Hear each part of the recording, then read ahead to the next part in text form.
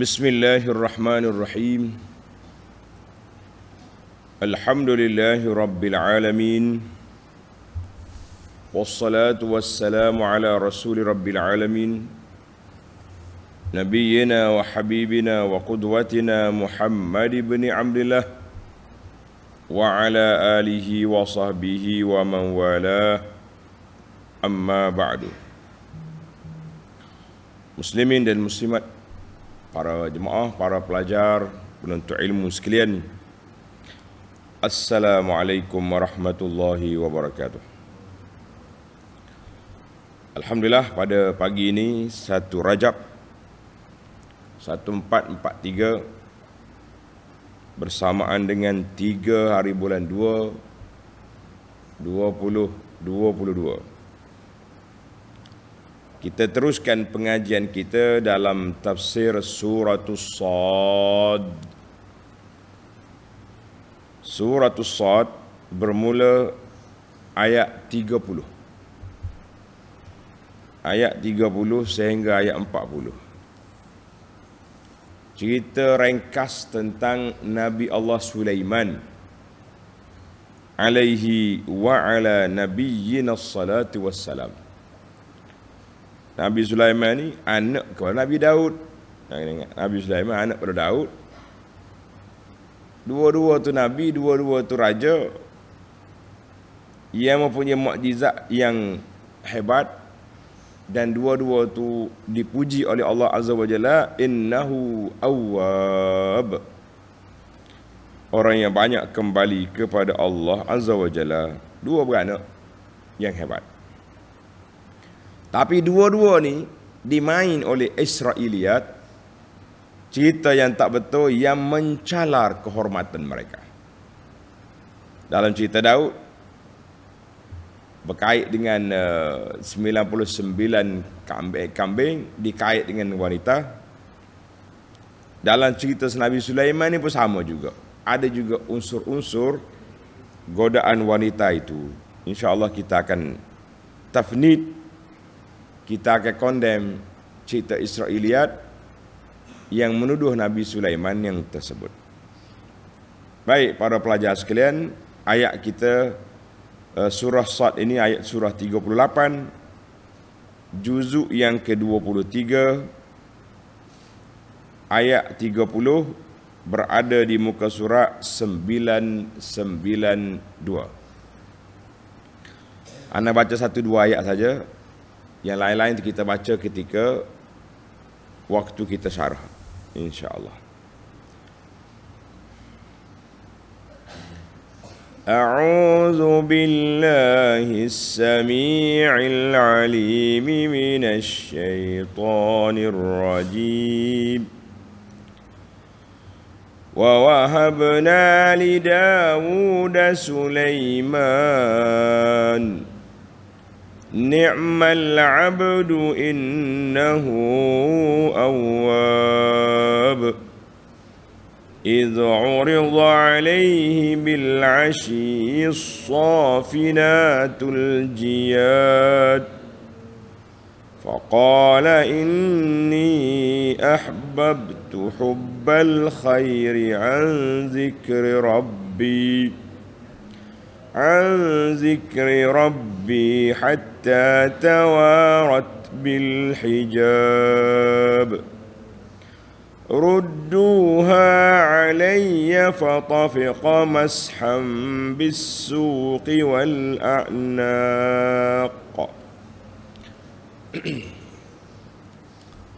Setakat itu dulu.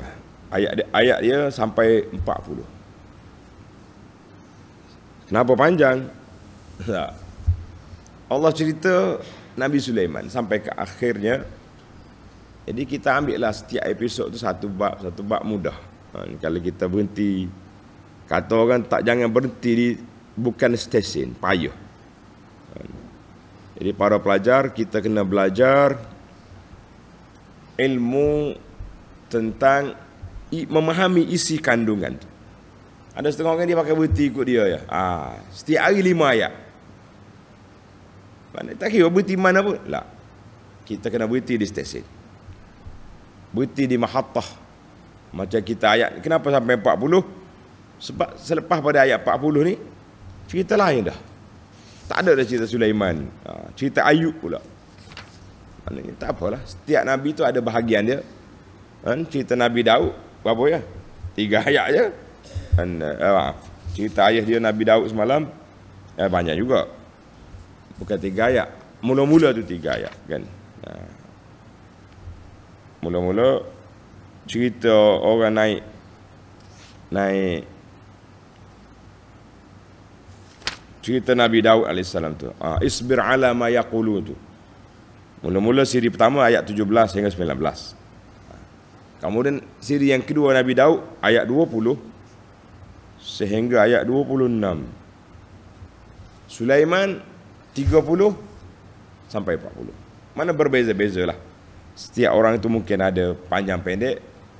Yang penting kita boleh kutip beberapa faedah yang besar di dalam ayat-ayat ini, insya-Allah. Tengok ayat yang pertama dalam kisah Sulaiman, iaitu ayat 30. Wa wahabna li Dawud Sulaiman. Dan kami telah kurniakan kepada Nabi Daud. Allah kata, aku beri pada Daud siapa? Seorang anak bernama Sulaiman. Pelajar-pelajar kita ni ada nama Daud? Mana Daud? Kalau boleh anak, letak nama Sulaiman. Sulaiman bin Daud. Comel kata. Ni kita duk pilih nama pelik-pelik. Nama-nama Nabi, nama-nama boleh digunakan. Tapi kalau nak ambil nama Allah, kena ada Abdun. Kena ada Abdun depan tu. Tengok nota di bawah kata. Nota 1526. Mulai ayat ini, diceritakan pula perihal Nabi Sulaiman alaihi salam, yang juga telah bersabar dan akhirnya berjaya setelah menghadapi berbagai-bagai ujian. Sulaiman telah melalui mihna, tribulasi, ujian-ujian, akhirnya lulus. Alhamdulillah. Kita juga apabila baca cerita Nabi, kita mesti lulus dari sudut maklumat, dari sudut fakta, dan dari sudut apa yang kita boleh belajar, yang kita boleh tadabbur, yang kita boleh ambil garis panduan dalam hidup kita ni daripada kepribadian para nabi dan rasul alaihimus salatu wassalam. Kita kena ingat situ. Siapa dia Sulaiman?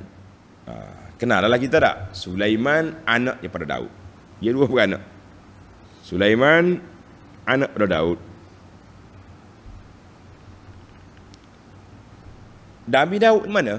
Dalam siri yang lepas kita telah baca 10 pujian Allah Ta'ala kepada li Daud. Sekarang ayat ini berpindah kepada Allah puji Nabi Sulaiman, anak dia pula. Aku beri pada Daud anak dia Sulaiman. Siapa dia Sulaiman? Ayat ini, ekor ayat itu kembali pada Sulaiman, bukan kembali pada Daud. Ni'mal abd. Ya, ai Sulaiman.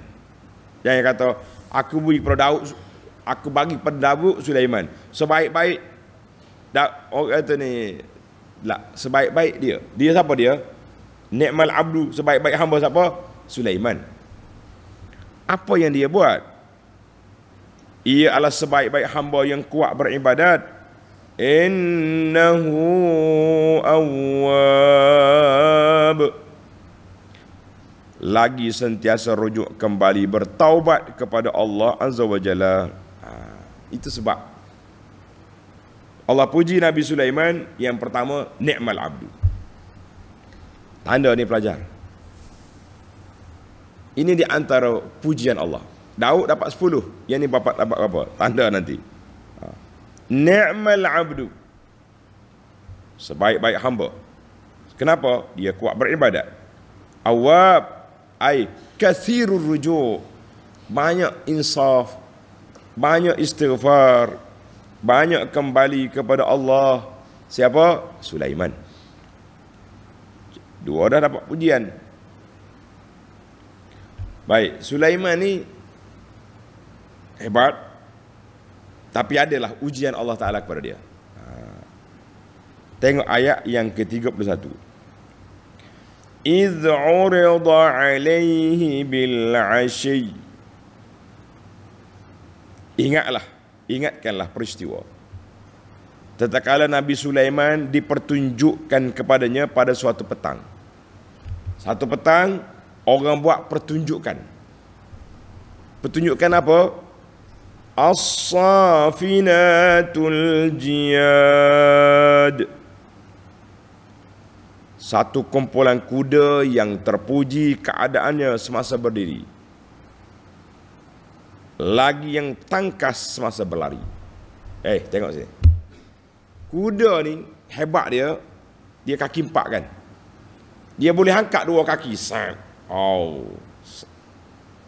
Ada kata dia angkat 3 kaki. 1 kaki lagi guna. Yang penting memang mengkagum lah. Orang tengok kuda, hebat kuda ni. Orang Kelantan kata, bisa kuda ni. Bisa tu hebat lah. Hebat kuda ni. Mana angkat kaki. Waktu dia berlari, laju sekali. Sulaiman kagum tengok. Mantap. Sampai bila dia main tengok petang tu. Kuda yang boleh angkat kaki, main dengan gaya dia yang tersendiri. Dan bila dia lari sangat laju, Sulaiman kagum. Orang Kelantan kata ralik. Tulis ralik. Ralik ni maknanya leka dia. Duk tengok kuda ni sampai gelap. Faqala inni ahbabtu hubbal khair. Kerana lekanya dengan pertunjukan itu, maka Nabi Sulaiman berkata, sesungguhnya aku telah mengutamakan kesukaanku, kegemaranku kepada kuda pembawa kebaikan. Kuda ni bawa baik sebab dia nak pergi perang. Kuda latihan untuk perang. Mana bukan kuda suka-suka, lomba kuda tu tidak. Kita manusia hari ni lu kuda juga, tapi kuda buat berlomba, buat berlumba kuda, buat judi. Kuda Sulaiman khair untuk apa? Untuk perang. Tapi oleh kerana dia leka sangat, an zikri rabbi, daripada mengingati beribadat kepada Tuhanku, hatta tawarat bil hijab, sehingga matahari melindungi dirinya dengan tirai malam. Jadi Nabi Sulaiman ni orang panggil asyik duk tengok ke kuda dia sehingga gelap. Sepatutnya waktu tu waktu dia beribadat, tapi tak sempat. Sudahlah, apa jadi dengan kuda ni? Tuan-tuan tengok. Ada kata dia ni leka sangat ni sampai kuda ni laju naik debu tak nampak. Laju. Jadi dia duk tengok ke kuda ni, tak sempat nak ibadat. Ada kata, ulama tafsir kata tawarat bil hijab, sehinggalah berlabuhnya, datangnya tirai malam. Maknanya sampai kau gelap dia duduk main kuda. Ada 2-3 huraian yang tidak mencalarkan, tak apa. Kemudian Sulaiman tak puas hati. Tengok ayat 33. Rudduha alai. Kemudian Nabi Sulaiman berkata kepada orang-orangnya, bawa balik kuda itu kepadaku. Esok buat mari semula kuda tadi, aku tak puas hati malam. Apa dia buat? Fatafiqa masham bis-suqi wal a'naq. Maka ia pun mulai menyapu betis dan leher kuda seekor demi seekor. Jadi bila kuda hebat ni melari, Sulaiman gosok betih dia, kan? Gosok leher. Yalah kuda comel gosok. Kuda bagus. Nanti kita pergi jihad. Macam tuan-tuan boleh beli kereta baru, beli motosikal besar tak? Duduk gosok motor kita. Sayang. Jadi orang dulu tak ada lah. Kereta kembar dia, jet perang dia, kuda. Jadi Nabi Sulaiman duk gosok kuda dia. Tengok nota di bawah. Yakni menandakan menjadi kuda yang diuntukkan bagi mencapai keredaan Allah sebagai kafarah menghapakan kesalahan lekanya yang tersebut. Jadi dia ambil kuda ni, dia kata kuda ni bukan perhiasan, bukan untuk permainan, tapi untuk perang. Ada sebagai ulama tafsir lain dia kata. Dia kata masahahu bisaif. Dengar, kita pun selalu dengar dalam tafsir. Oleh kerana Sulaiman kata kuda ni telah melekakan aku, maka dia ambil pedang, mari seko-seko, potong kaki, semelih, tekuk. Mati kuda. Jadi Nabi Sulaiman kata, mati kuda ni, aku tak mau tengok lagi. Itu satu tafsir. Tapi sebagai ulama tafsir, penganalisa mengatakan tidak tepat. Apa dosa kuda tu? Sampai Nabi Sulaiman nak bunuh dia. Yang tepatnya, masham bisuqi wal anaq. Kuda ni mari, Sulaiman gosok tengkuk dia, gosok betih dia yang hebat, naik melawan ni. Sulaiman kata, kuda ini jangan jadikan perhiasan, jangan sayang, kita jadikan kuda perang. Sebab tu dia kata hubbal khair. Jadi kuda perang. Ini satu analisa yang menenangkan kita sesuai dengan Nabi. Nabi pongoh kak, panggil pongoh dia. Pongoh Nabi. Marah kau kuda tebal habis, tak apa ni, potong kaki, potong kepala, apa dosa kuda tu kau? Nah, kalau nak sembelih betul-betul sembelih, makan. Jadi ana lebih selesa, analisa ni menarik. Sebab itulah di antara kitab yang elok lah, yang ada terjemahan dia. Kalau kita baca tafsir Ibnu Katsir tu, baca mukhtasar dia, ringkasan Ibnu Katsir. Kalau tidak panjang. Kitab semasa yang elok, kitab Dr. Wahbah, kitab At-Tafsir Al-Munir dalam masalah analisa, cantik.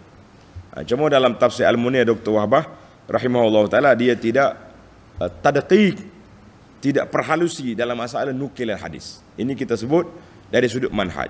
Kalau dia sebut hadis, para penceramah yang baca kitab ini rujuk balik hadis, rujuk kepada matan asal.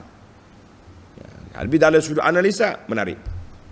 Ana suka cara Dr. Wahbah rahimahullah membuat analisa pendek tapi mantap. Contohnya dalam isu Israiliyat yang berlaku kepada Sulaiman. Nanti kita cerita. Baik. Dua tafsiran. Kata masha abis saif. Ada kata lah gosok dengan tangan, dijadikan kuda hebat ni sebagai kuda perang. Alhamdulillah. Baik. Tamatlah satu episod. Episod yang pertama apa? Nabi Sulaiman tengok kuda. Sekarang ni Allah nak uji pula Sulaiman. Mari kita pergi kepada ayat yang ke-34. وَلَقَدْ فَتَنَّا سُلَيْمَانَ وَأَلْقَيْنَا عَلَى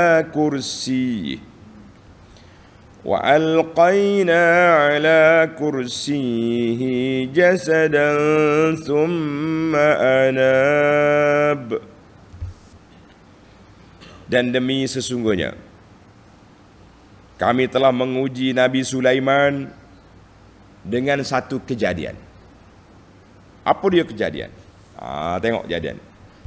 Kejadian ni lah geng-geng Israiliyat rempuh masuk dengan cerita-cerita yang pelik, yang tak logik, tidak sesuai dengan kesucian kepribadian seorang Nabi. Nanti kita sebut. Wa alqaina ala kursiyyihi jasada. Dan kami telah letakkan di atas takhta kebesarannya satu jasad yang tidak cukup sifatnya. Apa dia cerita ni? Para pelajar, tengok kita punya cerita. keterangan yang kuat mengenai ujian. Keterangan yang kuat, yang sahih, sebagaimana sebut dalam hadis yang sahih. Hadis ini ada dalam Bukhari. Dan para pelajar boleh tengok hadis ini dalam Sahih Al-Bukhari. Ini penting ni belajar hadis ni. Kalau tidak kita gomo kok say kata orang. Hadis dalam Bukhari. Pada suatu malam, anda terjemah teruslah. Kalau nak cari lafaz, an Abi Hurairah radhiyallahu anhu qala Sulaiman bin Daud la atufanna al-lailata ala 70 imra'atan. Nabi Sulaiman satu malam bersumpah, malam ni dia akan bersatu melakukan persetubuhan kepada ahli rumahnya. Ramailah, dalam hadis kata 70 imra'atan. Ada 70 orang. Kan boleh 4 je dalam Islam ni. Dalam syariat kita 4 orang, syariat Nabi Sulaiman lain. Boleh jadi ada isteri ataupun dia panggil hamba-hamba dia, wallahu alam. Yang penting Nabi sebut dalam Sahih Bukhari ni 70 imra'atan. 70 orang isteri ataupun wanita yang halal bagi dia. Dia kata apa? Tiap-tiap seorang perempuan akan melahirkan seorang anak laki-laki, dan anak laki-laki ini menjadi mujahid, pahlawan, tentera Islam, pada berjuang, berjihad pada jalan Allah. Itu niat Sulaiman. Faqala lahu sahibuh. Sahabat dia ada dekat sebelah Sulaiman. Dia kata, ya Sulaiman, kata insya-Allah. Insya-Allah. Sulaiman tak terlupa nak kata insya-Allah. Ini kesalahan Sulaiman. Dia terlupa nak kata insya-Allah. Besar kalimat insya-Allah ni. Ingat kita. Dalam sumpah tu dia tak kata insya-Allah. Sebab bagi dia nak jadi sungguh. Itu sebab. Sekalipun ia diingatkan oleh malaikat supaya berbuat demikian, dia tak kata insya-Allah, dia bersumpah ya. Ia pun bersatu dengan ahli-ahli rumahnya, tetapi disebabkan kesilapan itu, tengok nota di bawah tu, nota 1528 tu pelajar tengok. Disebabkan kesilapan itu, hanya seorang sahaja di antaranya yang telah melahirkan seorang anak yang tidak cukup sifat dia. Daripada 70, berapa orang yang melahir anak? Seorang cacat pula. Masya Allah. Lalu bidan meletakkannya di atas takhta kebesaran Sulaiman untuk dilihatnya. Ambil baby ni tak, Sulaiman, ni anakmu 70 orang, seorang yang dapat sebelah. Dalam hadis ini, hadis Bukhari ini, Nabi SAW bersabda, lau qalaha, kalau Sulaiman kata insya-Allah, la jahadu fi sabilillah, nascaya dia akan dapat anak berpuluh orang, semuanya mujahid fi sabilillah. Tapi Allah nak uji dia, tak dapat. Ini je cerita yang benar. Cerita yang tak benar macam mana pula? Untuk dengar cerita yang tak benar ni. Cerita yang tak apa jelas. Ada kata Nabi Sulaiman sakit, kuruh dia. Maka orang bawa dia letak atas takhta, atas kursi dia, nak tengok rakyat dia. Satu, tak apa lagi yang ni. Ada yang berat lagi, kata Nabi Sulaiman ni ada seorang isteri nama dia Jaradah. Cerita Jaradah ni dalam Muniatul Musalli pun ada, dan kita pun dah sebagi tahu. Kita kata tidak tepat cerita tu. Jaradah ni katanya keluarga Jaradah ni ada kes. Tapi oleh kerana Jaradah bisik Sulaiman, tolonglah selesaikan isu keluarga saya ni. Tak, bagilah kemenangan kepada dia. Jadi dikatakan cerita Israiliyat, Sulaiman cenderung pada keluarga Jaradah yang menyebabkan dia tidak adil. Maka dia diuji. Itu cerita Israiliyat. Ada cerita Israel lain lagi pula. Dia kata apa? Dia kata Nabi Sulaiman dia ada cincin. Cincin ni cok mohor. Cok mohor. Kemudian waktu nak masuk tandas dia buka cincin ni tak situ. Nah. Bini dia Jaradah tu ambil ataupun syaitan ambil cincin, maka syaitan berkuasa duduk atas singgasana. Bila Sulaiman keluar mari, mana cincin aku? Tuh. Hei, mu bukan raja aku. Orang tak kenal Sulaiman. Sulaiman pun jadi merempat. Itu di antara cerita-cerita Israiliyat yang karut, yang tak betul. Kita cerita ni untuk menyatakan ketidakbetul cerita Israiliyat yang tersebut. Kalau kita cerita lagi, suka budak-budak ni dengar. Tapi buat apa cerita karut? Yang mau cerita kita maklumkan supaya kalau ada tuan-tuan dengar daripada mana-mana penceramah atau baca daripada mana-mana buku ataupun ustaz-ustazah nak ceramah sampai ke cerita Jaradah, cerita syaitan, cerita ni ketepikan, itu cerita Israiliyat yang tidak betul. Yang betulnya ni je. Hadis Bukhari ni daripada Nabi sallallahu alaihi wasallam, Sulaiman bersumpah nak lahirkan mujahid, maka dapat sebelah anak letak atas singgasana untuk dia tengok. Habis. Wallahu alam.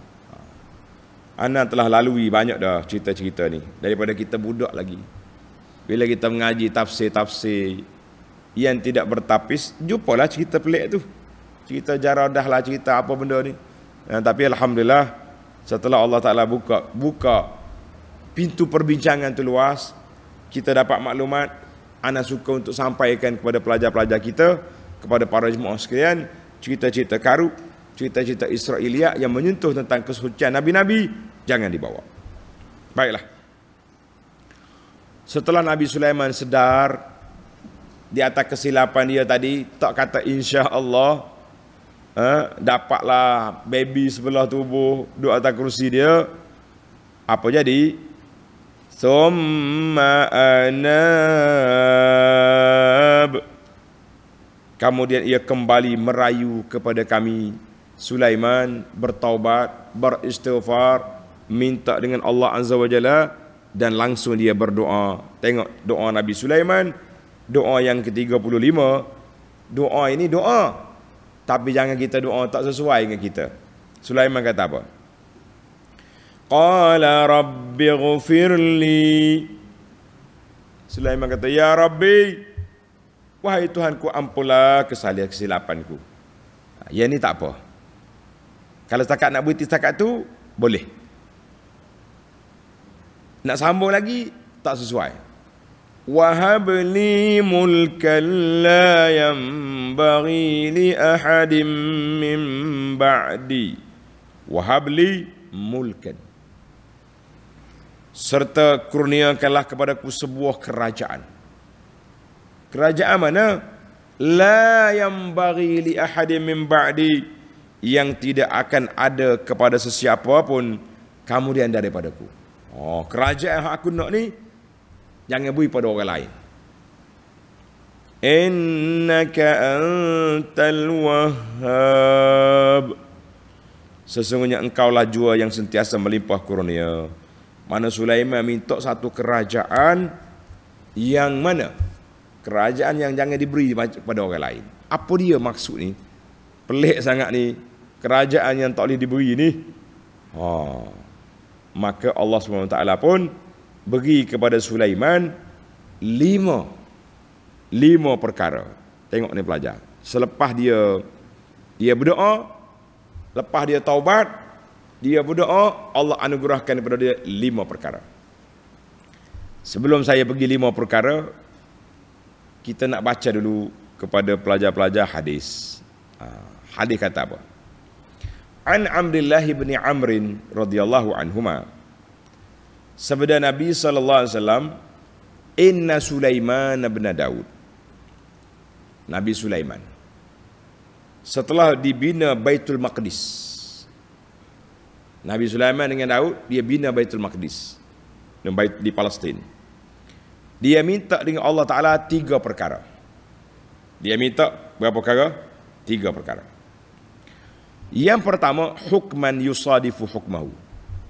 Berilah kepada aku hukum pentadbiran, hukuman yang aku jatuhkan, yang aku laksanakan ini bertepatan dengan hukum Allah. Maknanya dia nak cari keredaan Allah. Satu. Yang kedua, dia minta kerajaan mulkan la yang bagi, kerajaan yang tidak layak untuk orang lain. Kenapa ni Nabi Sulaiman sekat? Kenapa Nabi Sulaiman sekat? Biarlah orang lain pun nak dapat juga. Jawab dianya ada beberapa jawapan. Jawapan yang pertama, Nabi Sulaiman ni Nabi. Setiap Nabi ada mukjizat. Setiap Nabi ada mukjizat. Jadi Sulaiman minta mukjizat dia, suatu kuasa pemerintahan yang bila orang tengok, orang percaya kepada dia, Sulaiman ni betul Nabi. Dia bukan tomak, bukan kata jangan beri pada orang lain ni sebab kedengki. Tidak. Tapi ini adalah satu simah, suatu simbol kekuatan, kekuasaan kerajaan Sulaiman sebagai mukjizat pada dia. Itu maksud bukan Nabi Sulaiman dengki, orang lain tak boleh tiru aku. Tak. Ini mukjizat khas untuk dia. Permintaan yang ketiga, dia minta siapa-siapa yang datang ke Baitul Maqdis, solat dengan ikhlas pada Allah Ta'ala di Baitul Maqdis, dia keluar daripada dosa dia sebagaimana keluar daripada perut maknya. Kata Nabi SAW, dua Allah Ta'ala kabulkan untuk Sulaiman. Apa dia? Dia minta hukuman dia bertepatan dengan hukum Allah, Tuhan kabulkan. Dia minta kerajaan, kuasa pemerintahan yang tak layak bagi orang lain, Allah beri. Lima pemberian nanti kita akan baca. Tapi aku harap orang yang pergi Baitul Maqdis, solat di Baitul Maqdis dapat keampunan seperti pahala, seperti dikeluar daripada perut ibu. Maknanya Nabi tak confirm yang ketiga. Sebab kalau nak tengok dalam buku kita ni, kan, buku Makkah ni, Makkah Mukarramah, kalau tengok dari sudut susunan, memanglah Nabi Daud Baitul Maqdis dulu. Baitul Maqdis dulu, Masjid Aqsa dulu sebelum Masjid Nabi. Tapi dari sudut pahala besar, Mekah 100,000, Masjid Nabi 1,000, Baitul Maqdis 500. Sebab tu Nabi kata, aku mengharapkan agar Allah Ta'ala luluskan permohonan Sulaiman tu.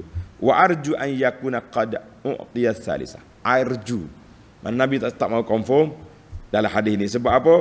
Sebab bercanggah dengan kelebihan masjid dia yang Nabi kita buat di Madinah 1,000, Mekah 100,000, Baitul Maqdis berapa? 500. Wallahu a'lam. Hadis ini rawahu Ibnu Majah wa sahahu Al-Hafiz Ibnu Hajar dan juga beberapa pengkaji hadis mutaakhir. Cerita yang kedua, kita cerita ya hari ini. Kan? Cerita hadis yang kedua, hadis ini sahih dalam Bukhari, an Abi Hurairah radhiyallahu anhu. Satu malam, Ifrit, jin hok nakal, jin jahat, nama Ifrit. Dia nak mari, Nabi tengah solat, dia mari ganggu Nabi.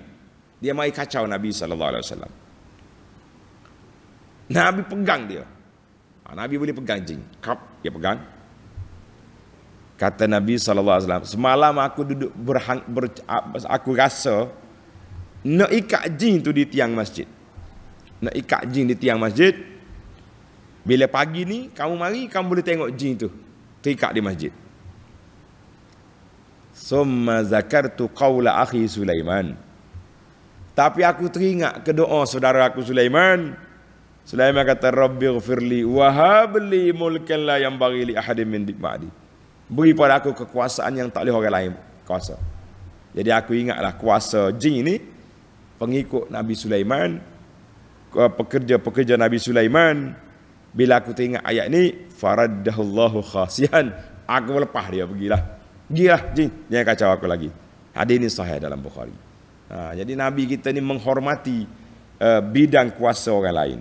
Sebab itulah kita ni jangan kacau kuasa orang. Kita jangan campur hal orang. Contohnya kita pegawai sini, dia kawan sini. Jangan pergi campur kawasan dia. Kalau kita nak kerjasama tak apa. Jadi Nabi kata aku tak mau kacau lah, ini kuasa Sulaiman. Nabi lepas jin tu. Nak dengar lagi ke? Ha? Nak dengar lagi? Hadis ni. Satu lagi hadis. Hadis riwayat Imam Ahmad. Kata Syekh Arnaud sanaduhu hasan. Wa an Abi Sa'id Al-Khudri radhiyallahu anhu. Nabi kita sallallahu qama fa shalla salat as-subh. Nabi kita solat subuh. Abu Sa'id ada di belakang. Nabi baca satu ayat faltabasat alaihi al-qiraah. Tengah Nabi baca, terhenti sekejap. Tengah duk baca Quran tu, terhenti sekejap. Falamma faragha min as-salah, lepas solat Nabi tanya, "Lau ra'aitumuni wa iblis?" Mu tengok tak tangan aku duk holo-holo duk pegang. Itu ketika tu aku pegang iblis. Oh, iblis mai kacau Nabi nak solat. Famaziltu akhnuquhu, aku cekik tekuk dia sehingga air liur dia kena dua jari aku ni. Ni. Nak dua jari Nabi ni kena air liur jin dia kata. Nabi kata. Wajadtu barda lu'abihi. Aku dapati sejuk air liur jin di tangan aku ni. Walaula da'watu akhi Sulaiman. Kalau aku tidak teringat kepada doa saudaraku Sulaiman, aku ikat jin tu di tiang ni sehingga budak-budak di Madinah ni boleh mari main-main dengan jin ni. Maka Nabi kata, faman istata'a minkum an yahula bainahu bainal qiblati ahadun falyaf'al. Jadi kalau kita nak solat, kita letak depan kita tu sutrah supaya tak ada orang pergi mari depan kita untuk nak jaga solat kita. Alhamdulillah, hadis ni rawahu Ahmad bihasbi sanadin hasan.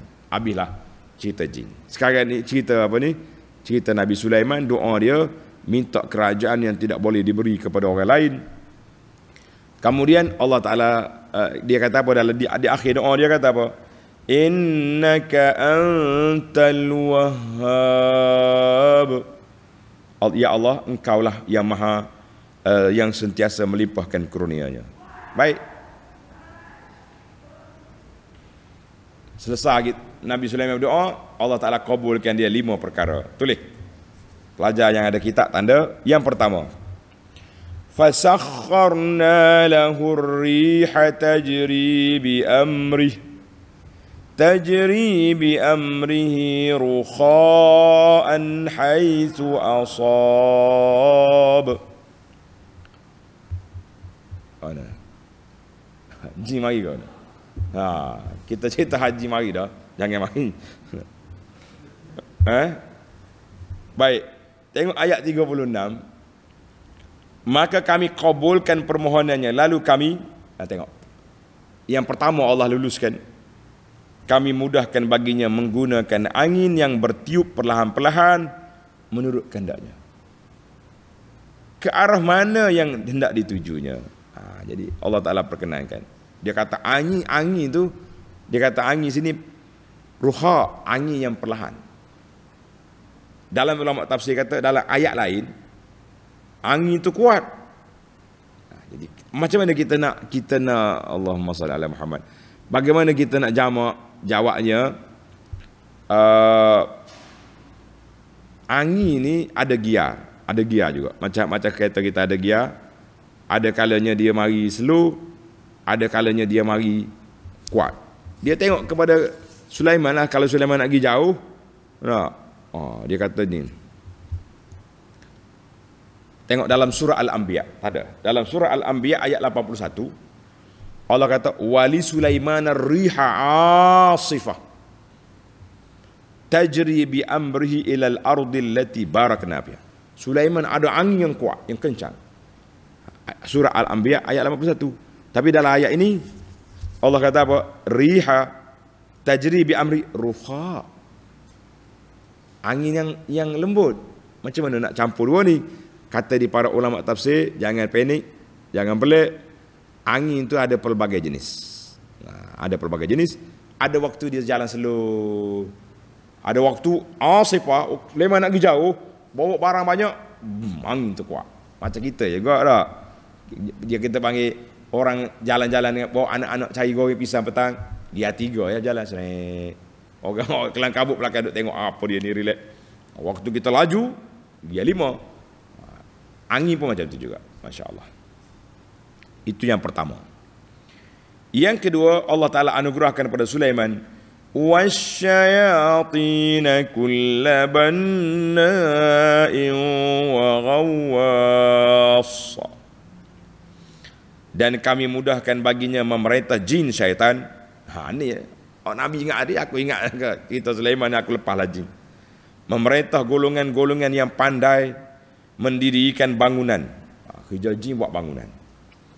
Dan yang menjadi penyelam menjalankan kerja masing-masing, duk menyelam dalam laut, cari apa ni lah benda-benda hak comel-comel ni, permata mutiara, dia cari dalam laut. Gawas, duduk menyelam dalam laut. Luk-luk cari dalam tu. Banyak lagi lah. Kalau nak tengok surah lain, tuan-tuan tanda surah Al-Anbiya ayat 82, surah Saba yang kita baru je cerita ayat 12-13. Yang ketiga, Allah beri pada Sulaiman wa akharina muqarranina fil asfad. Yang ketiga, dan jin-jin syaitan yang lain, hok nakal, yang tak dengar kata, yang tak ikut arahan, dipasung dalam rantai-rantai belenggu. Mana Sulaiman tu kuasa. Hok dengar kata, bina bangunan. Menyelam dalam laut. Hok tak dengar kata, dirantai, dipenjarakan. Maknanya jin tak boleh engkar arahan Sulaiman. Itu maksud. Kuasa penuh. Yang keempat,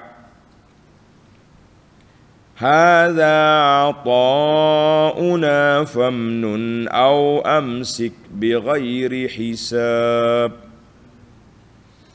Serta kami berkata kepada Sulaiman, inilah pemberian kami kepadamu. Ni kuasa-kuasa ni aku beri padamu Sulaiman, meminta. Maka kurniakanlah kepada sesiapa yang engkau suka, atau tahankanlah kurniaan itu terserah kepadamu, dengan tidak ada sebarang hitungan untuk menyalahkanmu. Maksudnya Allah Ta'ala bagi pada Sulaiman. Yang keempat, kuasa mutlak. Dia boleh beri pada siapa dia nak beri. Dia boleh tahan pada siapa. Mana bajet duduk tangan dia. Bajet di tangan Sulaiman. Jadi tak ada orang boleh audit. Itu dipanggil kuasa mutlak Tuhan beri pada Sulaiman. Allah tahu dah Sulaiman ni awab, orang baik, orang soleh. Dia takkan salah guna kuasa. Yang pokok Israeliat je duk kacau ya. Duk kacau apa ni, duk kacau cerita Sulaiman yang macam-macam karut. Yang kelima, wa inna lahu 'indana la zulfa wa husna ma'ab. Dan sesungguhnya ia mempunyai kedudukan yang dekat lagi mulia di sisi kami, serta tempat kembali yang sebaik-baiknya pada hari akhirat. Allah Ta'ala anugerahkan 5 permohonan Sulaiman diluluskan dengan 5 anugerah. Sifat dia tadi ada berapa? 2 di awal tadi. Kita kata 7, ayah dia 10. Lebih kurang lah tu. Kalau kita perinci halus-halus, boleh lagi sampai 10. Macam ni. Wa inna lahu indana la zulfa. 1. Wa husna ma'ab di akhirat. Boleh lah.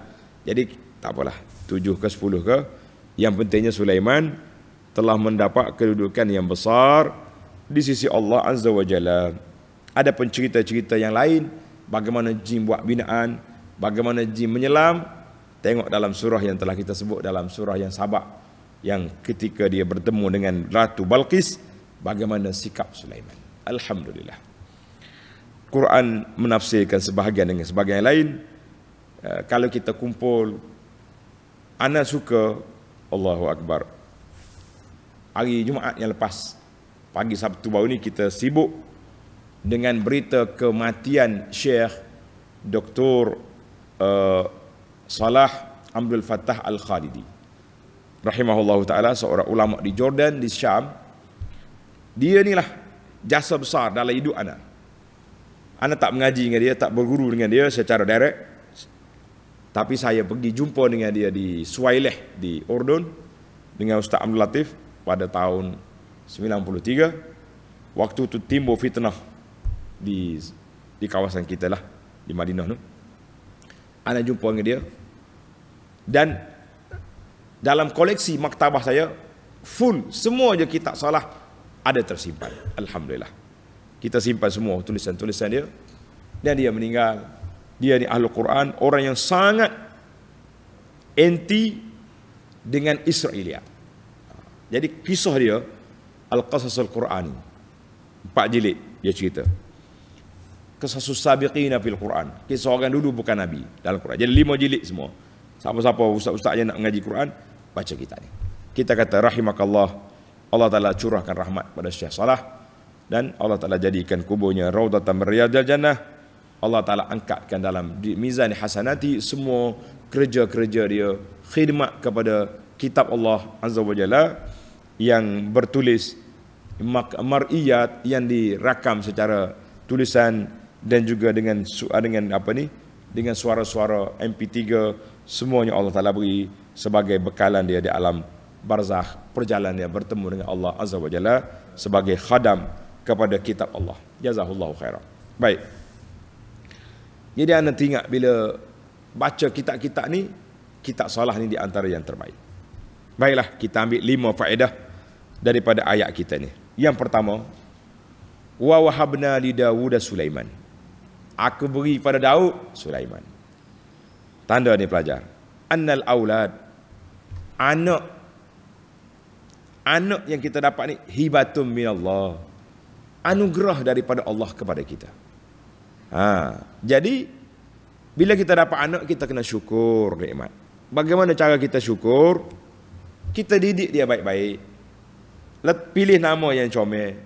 Sembelih akikah untuk dia. Cari tempat pendidikan yang baik. Itu usaha kita. Kalau jadi tak jadi itu cerita lain, tapi usaha kena ada. Maka Allah Ta'ala beri kepada Nabi Daud Sulaiman.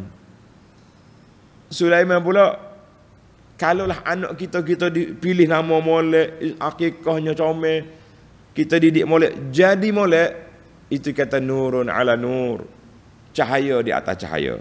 Seronoklah kita kan. Dalam ayat ini Allah kata sifat Sulaiman, innahu awwab, orang yang banyak ibadat kepada Allah Ta'ala, macam bapak dia juga. Kita kata alhamdulillah. Alhamdulillah. Tapi kalau anak kita lebih baik daripada kita, lagi alhamdulillah. Kita tak sempat nak ngaji, tak ada nak belajar agama, tapi anak kita dapat, kita kata nikmat. Yang kedua, idzu urida alaihi bil ashyi safinatul jad. Sulaiman leka dengan pertunjukan kuda sehingga gelap. Maka ulama tafsir kata, mana-mana perkara yang melekakan kita, melarakan kita daripada mengingati Allah, maka perkara itu masy'um, mazmum, tak baik. Tinggalkan dia. Jadi Nabi Sulaiman AS, bila tengok kuda ni mengganggu dia, Sulaiman buat apa? Ada ulama kata Sulaiman sembelih dia, potong kaki, potong tengkok dia. Sebagai ulama tafsir kata macam tu. Tapi penganalisa kata tak sesuai. Takkan Nabi Sulaiman nak membazir sampai begitu sekali. Nabi nak membazir. Maka Nabi Sulaiman ambil kuda ini, mengisytiharkan dia sebagai kuda perang fi sabilillah. Cukup, jangan buat main lagi. Masuk peperangan. Itu logik. Menasabah dengan Nabi Sulaiman, dengan seorang Nabi yang begitu hebat, dia ambil kuda dia, dijadikan kuda perang. Ini analisa-analisa inilah yang kita patut. Yang penting, setiap perkara yang melarakan kita, melekakan kita daripada jalan Allah, kita jauhkan dia. Tak kira lah. Kadang-kadang alat gadget pada poket kita ni leka. Tapi kalau alat ni menyebabkan kita dapat ilmu, dapat maklumat, dapat berhubung, silaturahim, dapat cari rezeki pun ada dengan alat-alat ni, tak apa. Tapi jaga, kawal, jangan sampai terleka. Jangan sampai terleka. Yang ketiga, doa Nabi Sulaiman, Qala rabbighfirli wa habli mulkan. Beri kepada aku kerajaan. Tengok. Nabi Sulaiman minta apa dulu? Rabbighfirli wa habli mulkan. Ampunkan dosa aku ya Rabb. Ampunkan kelaraanku, kelekaanku tadi. Minta kerajaan. Ulama tadabbur kata, yajibu, wajib kita utamakan urusan agama sebelum urusan dunia. Rabbana atina fid dunya hasanah. Kita minta agama dulu. Baik. Tengok, Nabi Sulaiman minta ampun, baru minta kerajaan. Kita pun utamakan urusan dunia dulu. Dalam permohonan kita, ya Allah jadilah aku ni orang baik, orang soleh, orang jujur, orang baik-baik, orang kuat ibadat, dan rezekikan kepada aku rezeki yang luas, yang halal, yang tayyib. Di mana kita letak utamakan akhirat, utamakan agama, kemudian kita letak dunia itu yang kedua. Allahu Akbar. Maka dalam ayat yang sama ini juga kata ulama, meminta ampun, istighfar, seolah-olah kita buka kunci kebaikan dunia akhirat. Kelebihan istighfar. Sebab tu Sulaiman dia tak minta langsung, dia kata Rabbighfirli, ampunkan dosa. Satu kes, satu peristiwa. Peristiwa ini anak terlupa dia punya sanad. Cerita Sayyidina Umar radhiyallahu anhu, pada zaman Umar berlaku kemarau. Kering. Orang pun minta Umar minta apa? Minta solat istisqa, minta hujan. Dibuatlah istisqa ikut sunnah Nabi sallallahu alaihi wasallam. Nabi pun pernah minta istisqa. Dalam doa Umar, dia tak minta hujan. Dia minta ampun. Rabbighfirli wa tub alaina. Ya Allah, ampunkan kami, taubatlah kami. Tak minta ya Allah turun hujan. Orang pun kita tanya Umar, kita ni doa istisqa mana? Kenapa kau tak minta hujan? Mu minta ampun. Umar kata apa? Aku sekarang ini, aku pegang kunci hujan. Kunci hujan duduk di mana? Duduk di istighfar. Jadi bila kita istighfar, minta ampun, Allah redha kepada kita, turunlah hujan. Hujan tak turun, ni sebab dosa kita. Tengok, tajam, cerdiknya Sayyidina Umar radhiyallahu anhu. Jadi kita hari ni pun, ni duk minta. Taubatnya tidak, istighfar tidak, duk minta saja. Kita tak buka kunci. Kunci gedung tu tak buka. Masya Allah, tinggi darjat siapa? Sayyidina Umar radhiyallahu anhu. Jadi dia kata minta ampun adalah merupakan suatu asas kepada apa? Asas kepada datangnya nikmat Allah Azza wa Jalla kepada kita. Jadi maka ketika itu dapatlah Nabi Sulaiman, dia minta ampun, Allah Ta'ala beri kepada dia. Alhamdulillah. Yang keempat, fasakharna lahu rih, kami permudahkan untuk Sulaiman angin. Syaitan-syaitan, jin-jin jadi budak-budak dia belaka. Tengok baik. Kata di ulama, bila dia minta, setelah dia jadikan kuda dia tu semuanya fi sabilillah. Kuda aku ni kuda perang. Di sini satu kaedah yang masyhur yang telah diputuskan oleh para ulama, man taraka syai'an lillah. Kaedah yang ambil daripada hadis, man taraka syai'an lillah awadahu Allahu khairan minhu. Siapa dia tinggal sesuatu kerana Allah, Allah ganti lebih baik. Jadi Nabi Sulaiman dia ambil kuda dia tadi, setengah ulama tafsir kata dia sembelih kerana Allah Ta'ala tak mau leka. Ada yang mengatakan Nabi Sulaiman jadikan kuda itu sebagai kuda perang, itu yang lebih cantik. Maka mu tinggal hak dunia mu ni, Allah Ta'ala beri pada dia yang lebih besar lagi. Kuda ni untuk perjalanan, tapi aku bagi angin lebih laju daripada kuda. Perjalanan sebulan jadi sehari. Besar. Syaitan-syaitan menyelam, buat binaan. Apa yang kau nak lagi? Allahu Akbar. Tulis kaedah yang keempat, man taraka syai'an lillah awadahu Allah. Siapa dia tinggal mana-mana perkara yang tidak baik kerana Allah. Ingat molek, mana-mana perkara yang tidak baik kita tinggal. Kenapa? Kerana Allah. Kenapa awak tak pergi tu? Ada polis, ada SPRM, ada penguatkuasa agama. Itu kerana Allah, kerana penguatkuasa. Tak. Kenapa awak tak buat benda tak baik? Kenapa? Allah. Kerana Allah, Tuhan ganti yang baik. Jangan yakinlah kita, insya-Allah. Baik, sebagai penutup, yang kelima, tulis. Yang kelima, kisah dua orang Nabi ni kita kena belajar betul-betul, bahawa apabila mereka banyak kembali kepada Allah, maka Allah Ta'ala anugerahkan kepada mereka kebaikan-kebaikan yang begitu banyak. Allah Ta'ala puji Daud, innahu awwab, innahu awwab. Punca dapat kepujian Daud sebab sebab dia banyak kembali kepada Allah. Allah anugerah kepada Daud bukit buka bertasbih, burung-burung bertasbih. Nabi Sulaiman juga innahu awwab, dia juga seorang yang banyak kembali kepada Allah, maka Allah anugerahkan kepada dia anugerah yang besar, anugerah yang besar. Dan kita kena ingat, dua orang ni istighfar. Adakah Nabi bersalah? Adakah Nabi-Nabi itu berdosa, buat dosa? Kita mengatakan Nabi ni maksum. Maksum maknanya terpelihara daripada kesalahan dalam menyampaikan wahyu Allah. Nabi tak akan buat benda yang menyalahi wahyu. Cuma ada beberapa perbuatan Nabi yang Allah nak tegur dia. Itu tidak jadi masalah. Tuhan tegur dan Tuhan betulkan balik sebagai seorang manusia. Tapi kalau kita kata Nabi itu maksum, artinya Nabi tidak bersalah, tidak buat benda salah, benda tak baik di dalam menyampaikan agama Allah.